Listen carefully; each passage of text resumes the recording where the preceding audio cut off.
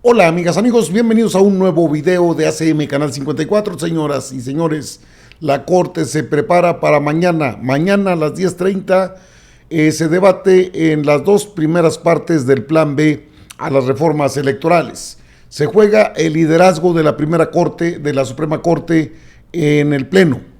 Finalmente se tuvo que declarar incompetente la sala segunda, donde dirige la batuta el ministro Alberto Pérez Dayán. Hay información a veces tendenciosa, sí, engañosa, y por eso la obligación de informar con precisión de lo que pasa. El ministro Javier Lainez Potisek echó abajo una impugnación, una de tantas, pero admitió 5. Lainez Potisek no puede estar a favor del plan B de la reforma político-electoral o la reforma electoral. No fue aprobada fast track. Eso es otra falacia. Es un conjunto de reglamentos modificados en leyes secundarias y están debatidos tanto en la Cámara de Diputados como en la Cámara de Senadores. Vamos a ver en acción, por supuesto, qué tanto es el liderazgo que va a pesar a la hora del debate. Está Yasmín Esquivel Moza, a quien ve usted en pantalla, junto con Arturo Saldívar Lero de la Rea, pero también está Loretta Ortiz Alf. Y podría estar, creo que nada más es el otro voto que les hace falta y sería el de Alfredo Gutiérrez Ortiz Mena o bien Margarita Ríos Farjat. Entre esos dos está el trabajo de operación política que se ha llevado a cabo. Vamos a ver si pueden detener el plan B en su primera etapa, que es la Ley General de Comunicación Social, y la otra es la ley de cuestiones administrativas. Esta segunda tiene mucho que ver con los fideicomisos, por eso es muy importante. Vamos a ver a una Suprema Corte que, con todo y que los medios dicen que no, ya bateó, desechan una impugnación, sí, pero si ponemos atención, aceptaron otras 5. La Suprema Corte desechó la primera impugnación contra el plan B de AMLO. Sí presentó el presidente la iniciativa de ley, y fueron los diputados y los senadores, esa es otra mentira, los que modificaron buena parte de lo que son las leyes secundarias. A eso le llaman el plan B. Fue el partido político Hagamos, con sede en Jalisco, quien presentó la acción de inconstitucionalidad contra la segunda parte de dicha reforma. Bueno, la segunda parte es la otra parte del plan B, que se aprobó en 2 partes. La Suprema Corte de Justicia de la Nación desechó este sábado una impugnación contra el llamado plan B de la reforma electoral impulsada por el presidente Andrés Manuel López Obrador.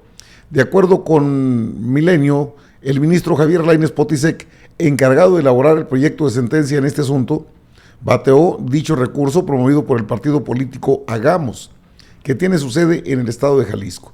Y es que el argumento que dicha organización no cuenta con registro ante el Instituto Nacional Electoral, por lo que no puede impugnar este tipo de normas.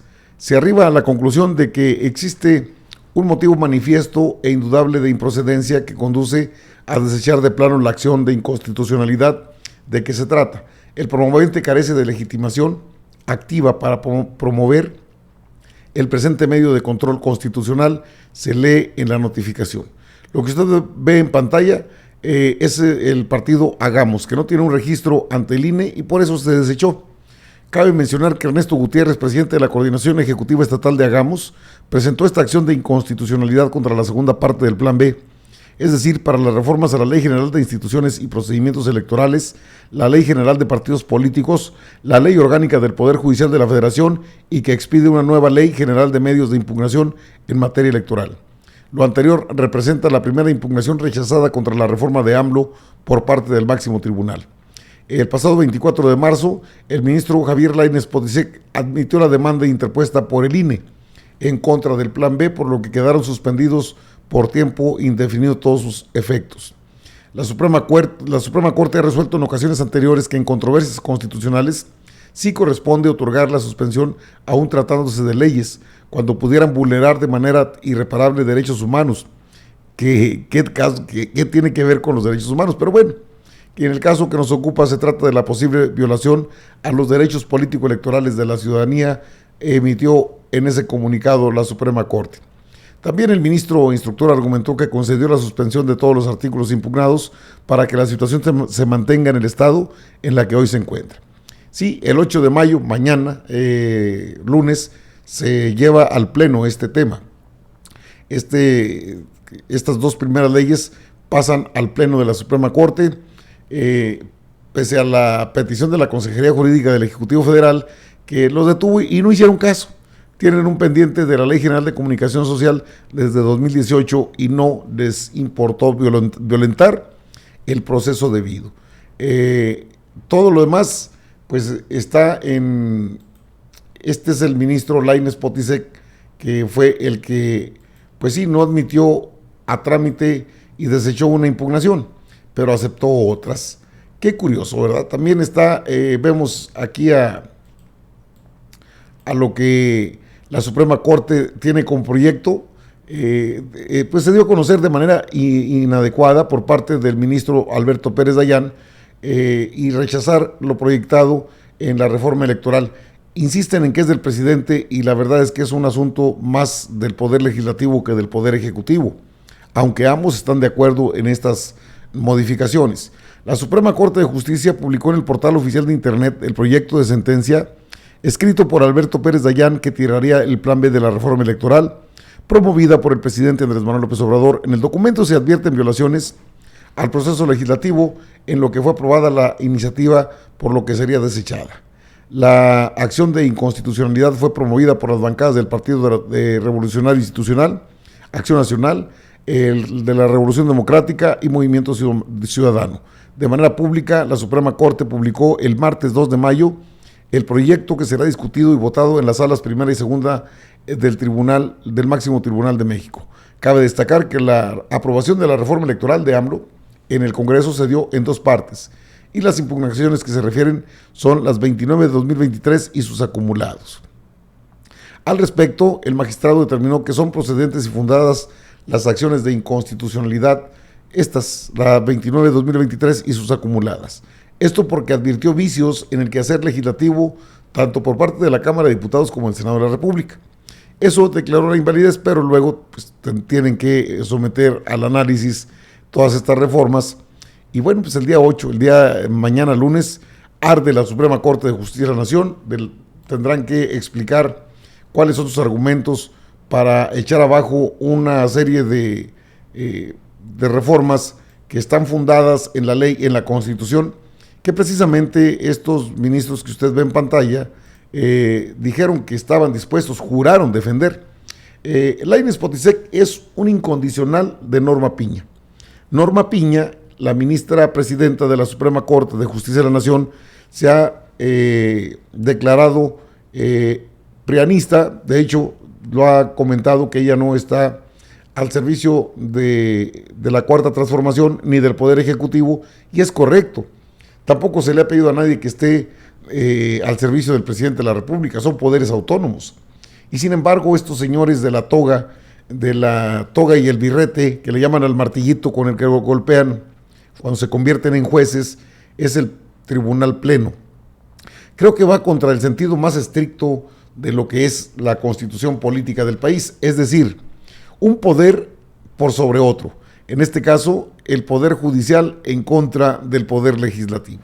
No es cosa menor, porque es un tema bastante interesante, dado que son reformas que permitirían una serie de ajustes a las leyes electorales y evitar el enriquecimiento en estos puestos de partidos políticos, de organizaciones de tipo político, de corte político, y eso no les ha gustado mucho.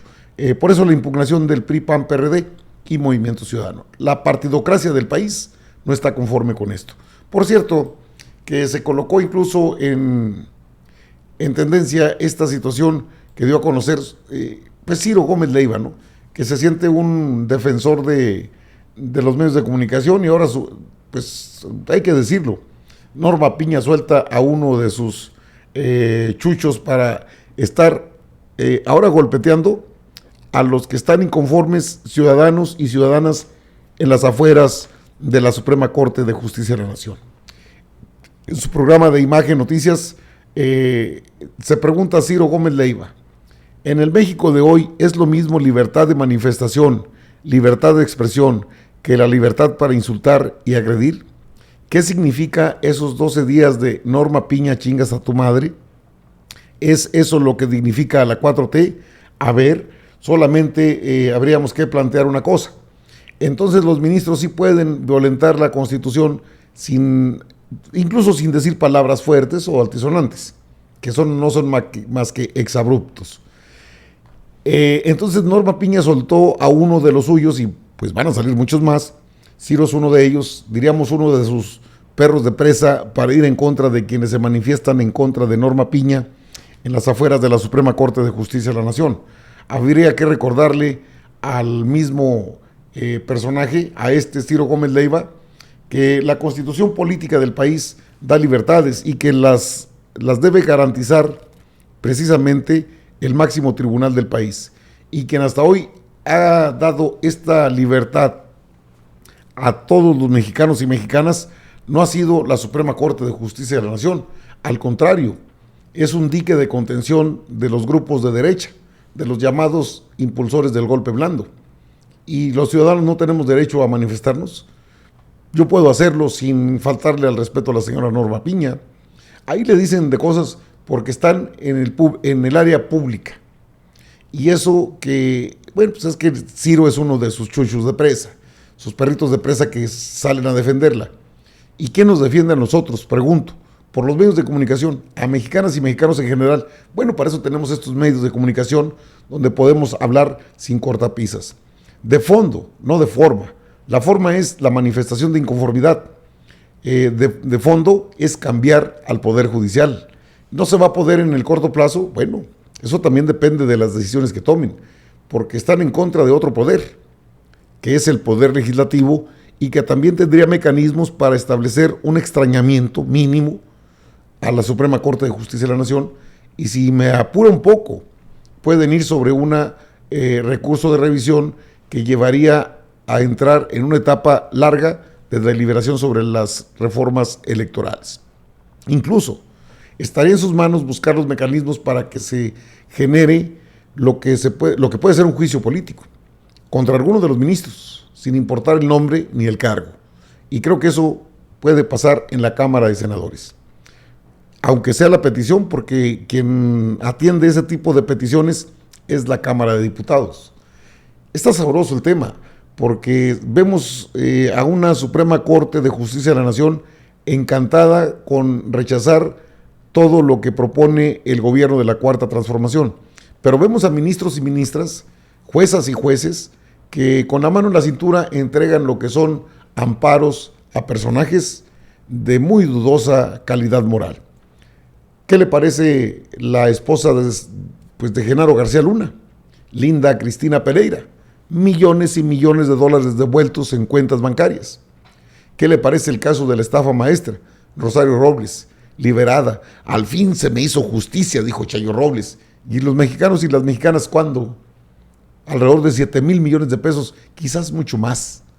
Y nunca vamos a saber dónde quedaron. No se necesita ser un genio, para saber dónde quedó todo ese dinero. Y buena parte del recurso pudo haber quedado en bolsillos de jueces y juezas y de ministras y ministros. ¿Hasta dónde tenemos que tolerar a la Suprema Corte de Justicia de la Nación? Lo que va a pasar este lunes es una prueba, una más de las que pueden hacer, hasta que llegue el momento en que tenga que ser reorientada. Creo que, pues dados de baja todos los ministros y nombrar un nuevo bloque de ministras y ministros que no estén al servicio del Poder Ejecutivo, sino que no estén al servicio de los intereses oscuros de la oligarquía de este país, que son unas cuantas familias en todo México. No son más de 100 familias, las que mandan a estos ministros y ministras que están en contra de que este país cambie. Amigas, amigos, sabroso tema. Yo regreso con más información.